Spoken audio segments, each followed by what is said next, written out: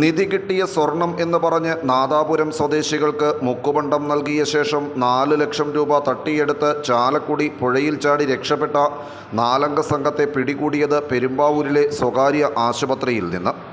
അതിഥി തൊഴിലാളികളായ സിറാജുൽ ഇസ്ലാം, ബുൾജാർ ഹുസൈൻ, മുസമിൽ ഹക്ക്, അബ്ദുൽ സലാം എന്നിവരാണ് പെരുമ്പാവൂരിലേക്ക് കടന്നത്.